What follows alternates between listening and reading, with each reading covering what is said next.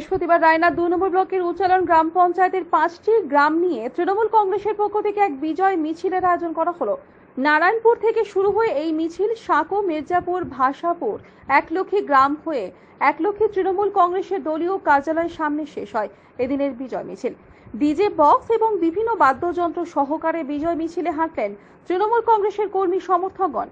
একথা জানান উৎপল মিশ্র নামক এক তৃণমূল কর্মী। এদিনের বিজয় মিছিলে উপস্থিত তৃণমূল কংগ্রেসের কর্মী সমর্থকরা একে অপরকে আবির মাখিয়ে সবুজ উৎসবে মেতে উঠলেন।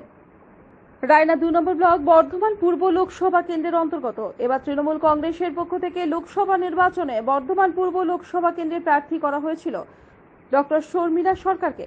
বিরোধী বিজেপি প্রার্থীকে হারিয়ে তিনি বিপুল ভোটে জয় লাভ করেছেন।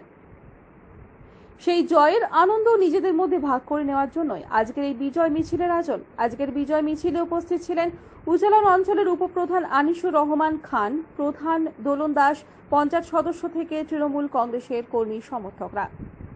আজকে আমাদের বিজয় মিছিল অনুষ্ঠিত হয়েছে 5টা গ্রাম নিয়ে। আমরা স্টার্ট করেছিলাম নারায়ণপুর ক্লাব থেকে। নারায়ণপুর, সাঁকো, মির্জাপুর, মাকড়কলা, অলিবাজার নিয়ে আমরা বিজয় মিছিলটা করলাম। কোথায় শেষ করলেন এটা? আমরা একলক্ষী পাঠাতে শেষ করলাম।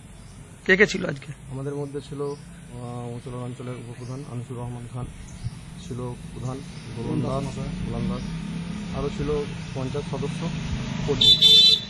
উচ্চালন গ্রাম পঞ্চায়েতের 5টি গ্রাম নিয়ে আমরা বিজয় মিছিল করলাম। আমরা শুরু করেছিলাম নারায়ণপুর থেকে। নারায়ণপুর, সাঁকো, মির্জাপুর, ভাষাপুর, একলক্ষী গ্রাম, অলিবাজার হয়ে আমরা শেষ করলাম একলক্ষী তৃণমূল কংগ্রেস পার্টি অফিসে। কি কি ছিল বিজয় মিছিল আজকে? আমাদের ছিল ব্যান্ড ছিল, তাসা ছিল, ব্যঞ্জন ছিল, বক্স ছিল, আর মানুষের ভালোবাসা উদ্যোগ ছিল, আবির ছিল, সবুজ আবির ছিল। রায়না থেকে কৃষ্ণ সাহা রিপোর্ট, আনন্দ বার্তা।